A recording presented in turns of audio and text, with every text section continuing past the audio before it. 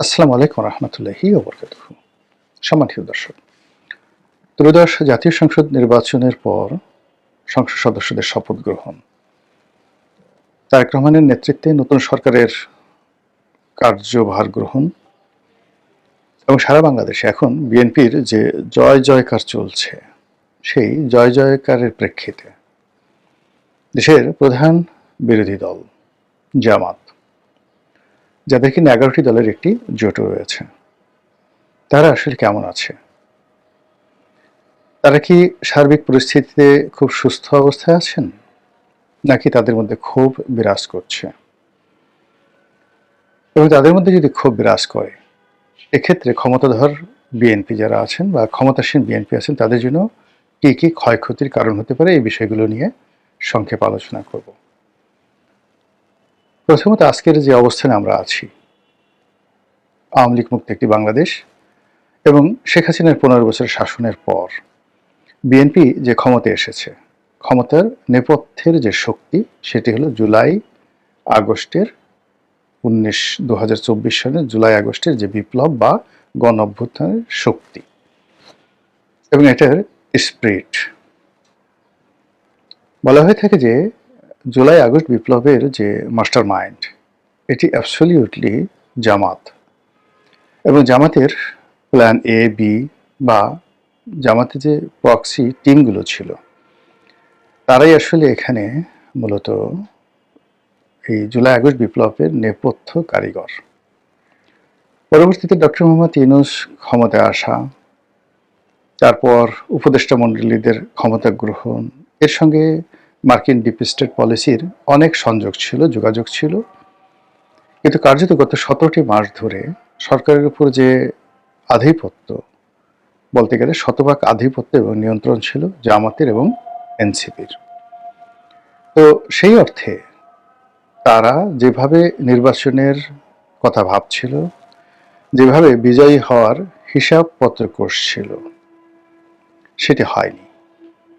এবং সেটি না হওয়ার কারণে তারা এই গত 17 মাস ধরে যে একটা সুখকর অবস্থায় ছিল, এটি হঠাৎ করে এখন তাদের জন্য বিষাদ সিন্ধুতে পরিণত হয়েছে।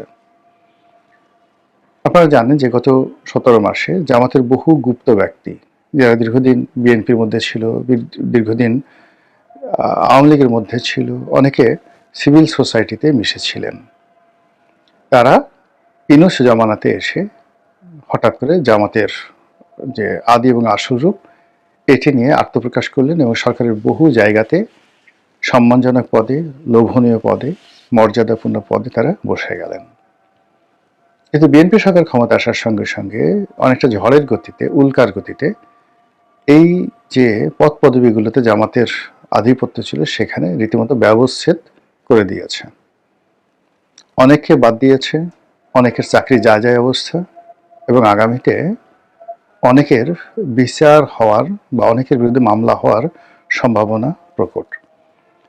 বিশেষ করে ডক্টর মোহাম্মদ ইউনূস এবং তার উপদেষ্টা মণ্ডলীদের বিরুদ্ধে মামলা করার জন্য অনেক পক্ষ নিষ্পিস করছে। আওয়ামী লীগের লোকজন প্রাণান্ত চেষ্টা করছে, দরকার হলে তারা ফাইন্যান্স করবে। এমনকি সিভিল সোসাইটি থেকে অনেক লোক চেষ্টা করছেন, এবং এই মামলা মোকদ্দমা হলে সঙ্গত কারণেই এর সঙ্গে জামাতের অনেকে জড়িয়ে যেতে পারেন। এক। 2 নম্বর হলো যে এখানে যে বিষয়টি ইন্ডেমনিটি দেওয়া হয়েছিল গত 17 মাসে, সেটা হলো পুলিশ হত্যা সহ আগস্ট মাসের পরে যে সকল ঘটনা ঘটেছে একটা নির্দিষ্ট সময় পর্যন্ত, এখানে অনেকগুলো খুন হয়েছে, জখম হয়েছে, হত্যাকাণ্ড হয়েছে, এবং এটিকে বিপ্লবের অপরিহার্য অংশ হিসেবে বর্ণনা করা হচ্ছে। এবং এই বিষয়গুলো নিয়ে যদি মামলা মোকদ্দমা হয়, তাহলে অনেকেই ফাঁসবে।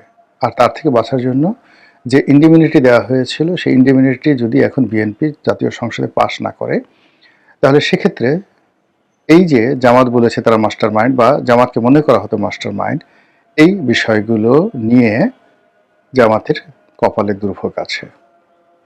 কাজে জামাতের লোকজন ভালো অবস্থানে নেই, তাদের মধ্যে ভয়, আতঙ্ক, দ্বিধা, অস্থিরতা কাজ করছে। ইতিমধ্যে আমিরে জামাত হঠাৎ করে অসুস্থ হয়ে পড়েছেন, আবার হাসপাতাল থেকে তিনি সুস্থ হয়ে বিবৃতি দিচ্ছেন। যে সমস্ত লোক, জামাতের লোক, টেলিভিশনগুলোতে দাপিয়ে বেড়াতেন, তাদেরকে এখন দেখা যাচ্ছে না। বিশেষ করে জামাতের যে বৃহত্তম যে ব্যাংকটি রয়েছে ইসলামী ব্যাংক, এই ব্যাংকে তারা যে কর্তৃত্ব স্থাপন করেছিল সেখান থেকে যদি আবার তাদেরকে বের করে দেওয়া হয়, এবং এটা সম্ভাবনা খুবই খুবই বেশি। কেন্দ্রীয় ব্যাংকে তাদের যে আধিপত্য ছিল সেটি চলে গেছে। এখন কেন্দ্রীয় ব্যাংকের মাধ্যমে যদি ইসলামী ব্যাংকে আবার সে বোর্ড পুনর্গঠিত হয় এবং সেখানে এস আলম বা তার সমর্থিত যারা লোকজন আছেন তারা যদি ফিরে আসেন, জামাতের জন্য রীতিমতো ডিজাস্টার। রাজনীতি করার চেয়ে তখন তাদের যে আগের জমানাতে পালিয়েছিলেন এটি তাদের জন্য লাভজনক হয়ে পড়বে। এর কারণ হলো যে ক্ষমতায় থেকে আসলে অপমান সহ্য করা যায় না।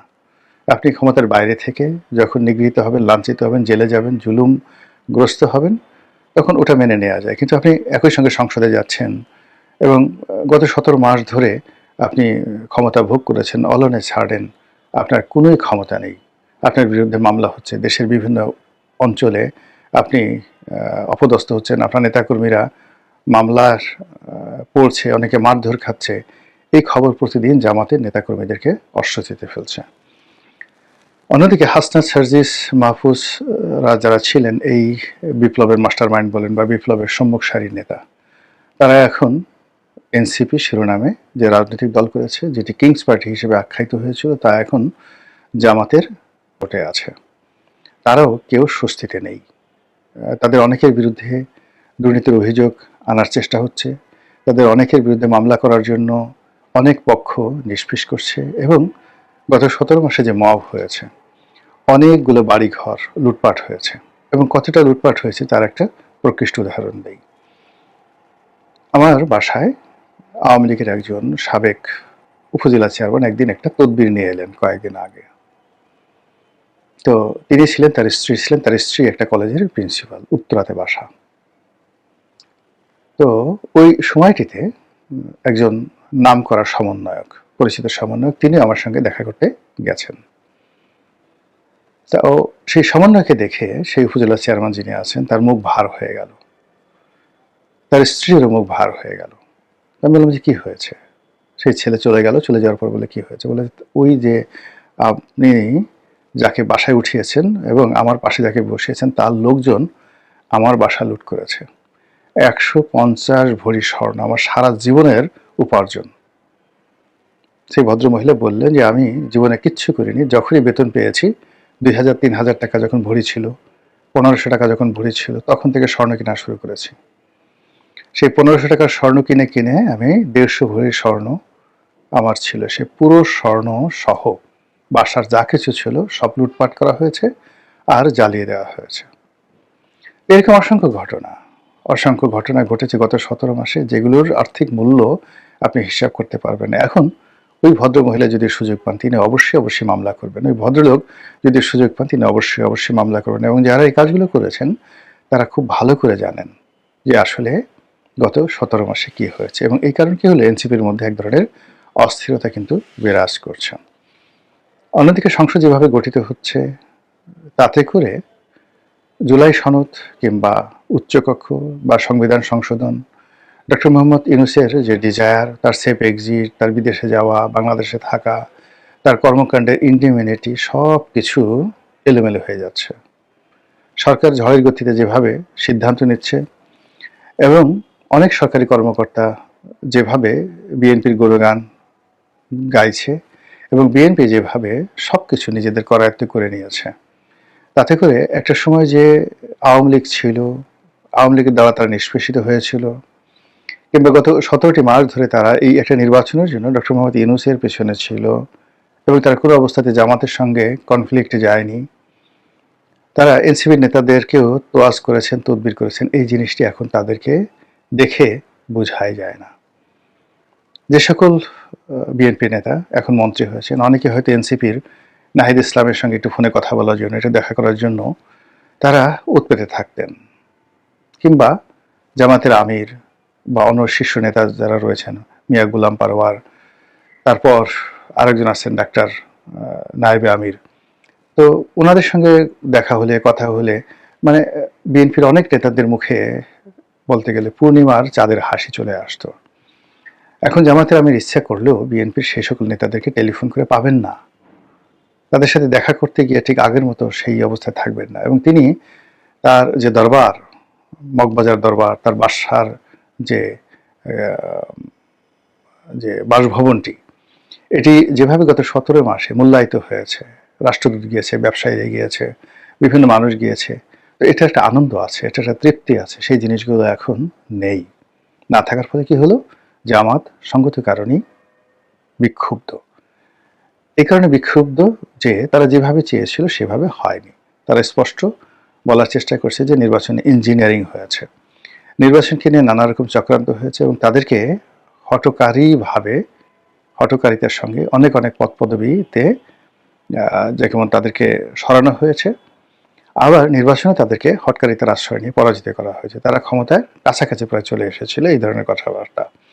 আরও অনেক কথা সামনে বেরোবে, সেই কথা হয়তো যখন রাজনীতির পরিস্থিতি উত্তপ্ত হবে তখন আরও অনেক কথা বের হবে। এখন কথা হলো যে বিএনপি এখন রাষ্ট্র ক্ষমতায় আছে, জামাত সেখানে অভিমান করলেই বা বিএনপিকে আসে যায়, রাগ করলে কি আসে যায়, বিক্ষুব্ধ হলেই বা কি আসে যায়। জামাত যদি নিজেদের কপাল নিজেরা সারাদিন ঠুকতে থাকে তাতেও কি বিএনপির ক্ষতি হবে? অবশ্যই হবে।